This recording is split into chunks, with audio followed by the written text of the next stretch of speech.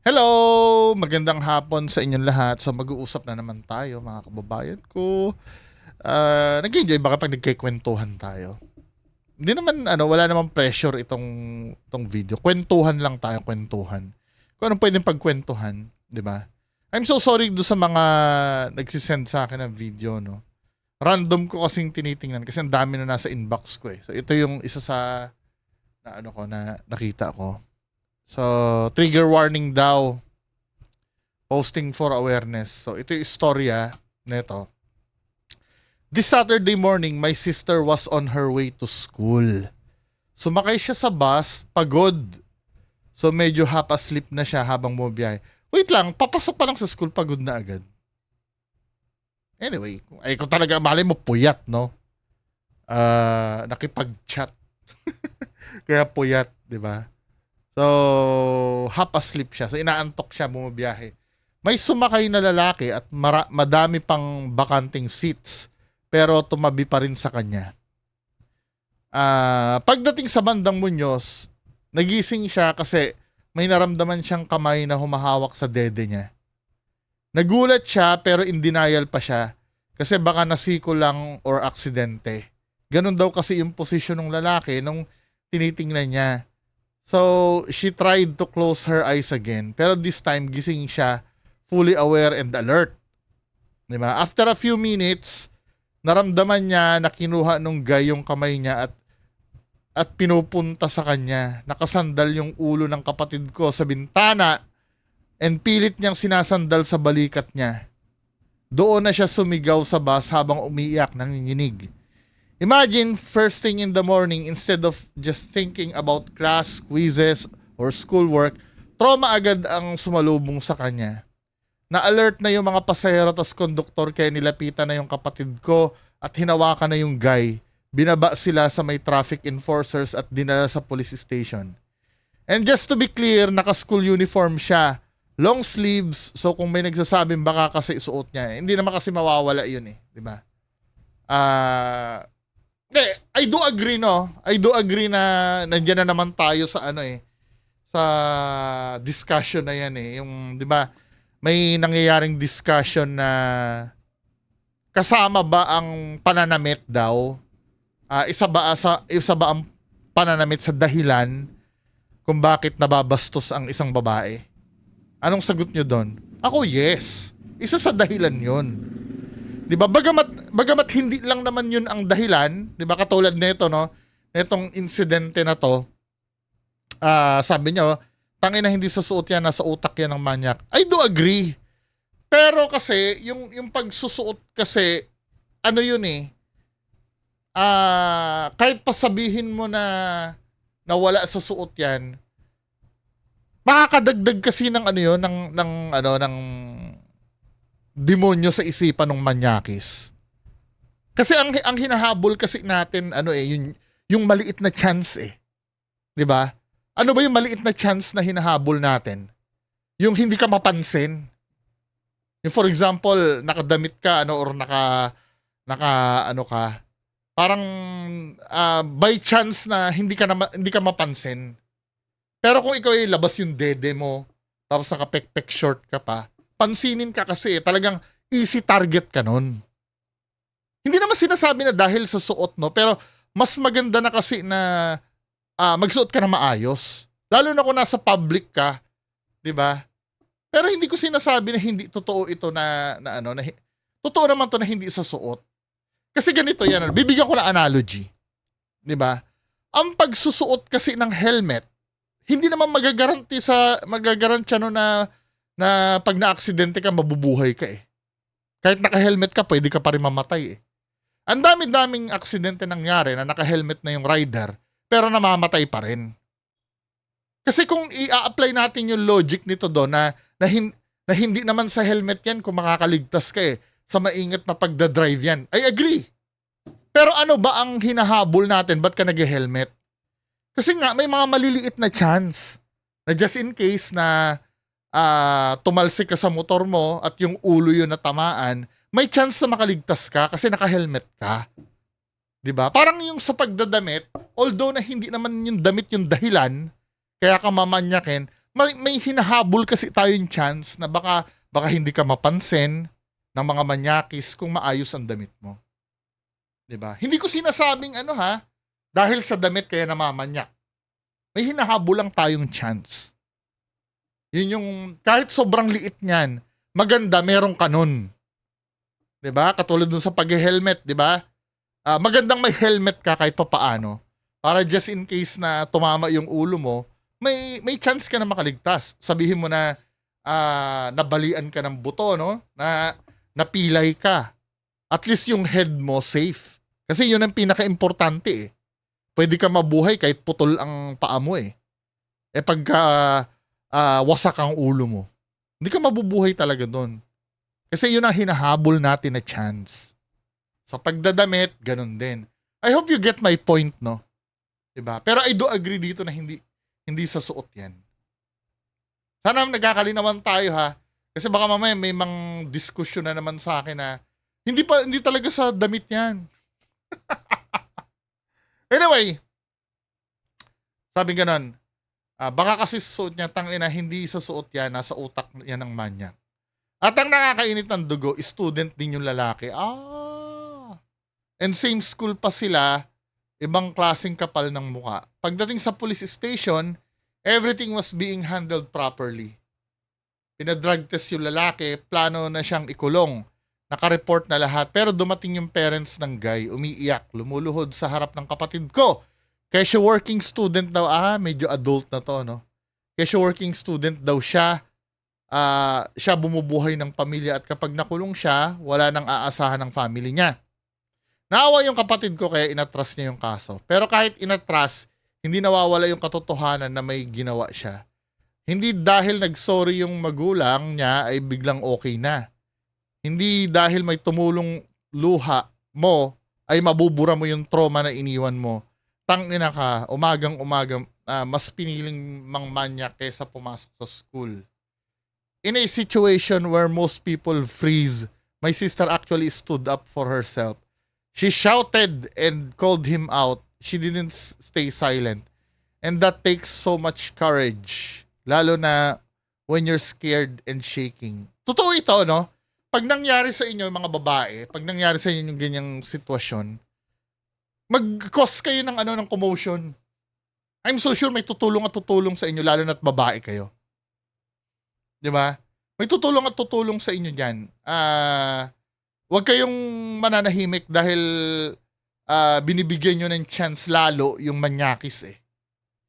Mag-cause kayo ng commotion. Di ba? Pero make sure, no? Make sure na talagang minanya kayo kasi sometimes may mga nawawaw mali. Naalala niyo sa Raffy Tulfo dati? Yung matanda, yung lumuhod pa yung tapos tuloy yung kaso, di ba? Lumuhod pa yung pinagbintang, yung nang akusa. Naka-cover yung mukha nun eh. Nung nag-akusa eh. Napatunayan dun sa CCTV nung jeep na wala naman palang ginawang ganun si tatay. Parang napapreno lang, gumanon lang siya ng konti. Nag-hysterical na yung binugbog yata yung tatay nun eh. Naalala ko. Matagal na yung sa Raffy Tulfo. Make sure nyo lang talaga na yun yung nyo. Yun yung nararamdaman nyo. Pero kung ako ang tatanungin, ituloy nyo yung kaso. 'Di ba? Ituloy nyo. Kahit wag nyo nang attendan yung hearing, maranasan lang nung manyakis na makulong. Kasi pag naranasan niya, hindi na siya uulit. 'Di ba? Ganyan din ang ginagawa namin sa shoplifter. Pagka pinahuli mo siya sa police, hindi na namin attendan kasi abala yun i-attendan mo pa na hearing eh. 'Di ba? Basta maranasan niya lang na na pumasok sa loob ng kulungan. Yun lang yung importante doon. Pumasok siya doon sa loob ng kulungan.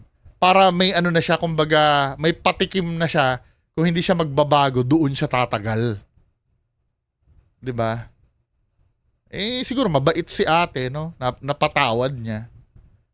'Di ba? I'm sharing this not to stir drama, but because silence doesn't help anyone. These things happen in real life to real people and random Mornings when all you wanted was to go to school. Ano ba to? Tingnan nga natin.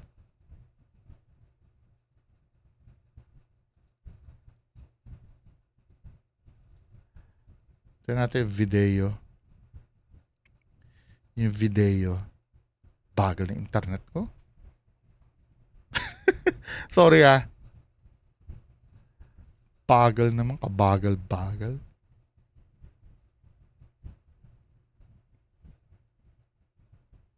Uy! Tingnan ito na yan. Magpi-play na.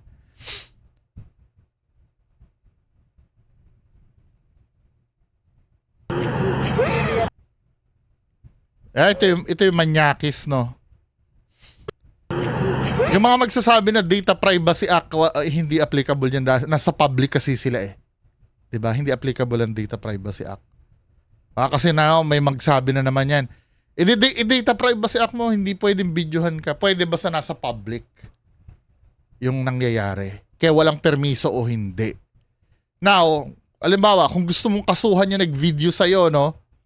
Yung nag-video sa'yo sa public, pwede mong kasuhan.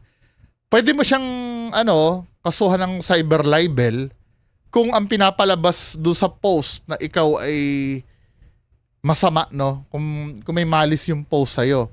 Pero kung halimbawa pinost ka na wala naman, walang kaso.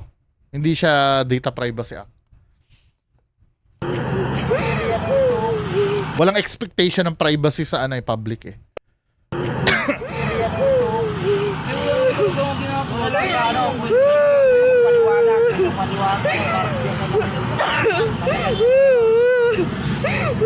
Tangang kasi ito, no? Iisang school lang kayo, ba't hindi mo na lang niligawan, boy? Ano bang problema? Tapos yan, di ba? Sakit pa ng ulo tuloy. Di mapigil-pigilan yung kamanyakan eh. Ano ba?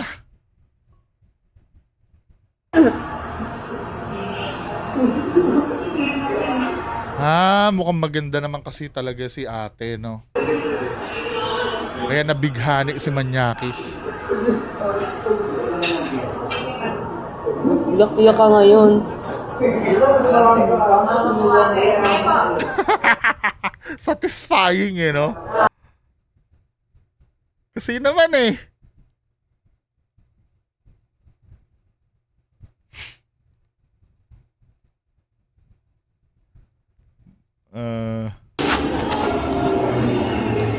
Mukhang may itsura kasi yung Mood ka ngayon. Kala mo dyan. Mood ka dyan sa pakingkit eh.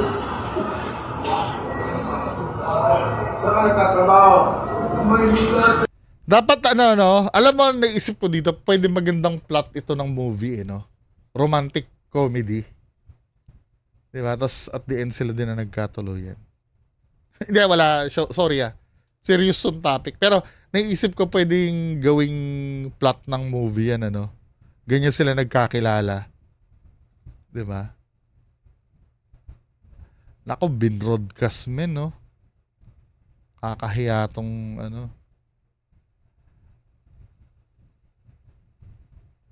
Manahimik ka na, hindi ko na naririnig tong kausap ko. Yung kung pinatawag ko, manahimik ka na, hindi ko na naririnig tong kausap ko.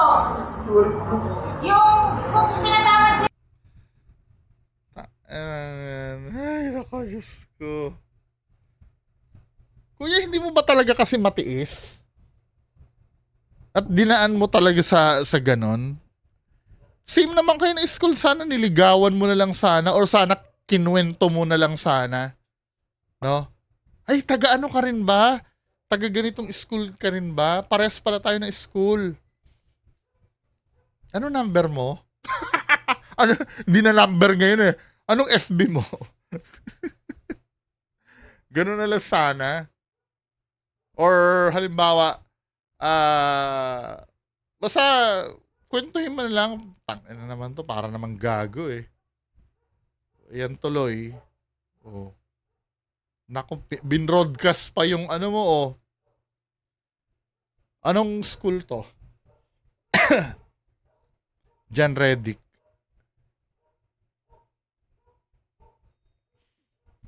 Ano ba tong school niyan? Hindi ko Quirino Highway Barangay. Sa Novaliches. Ano yung BSc PE? Ano yun? Tingnan natin. Sorry hindi ko kasi alam yung course ng BSc PE.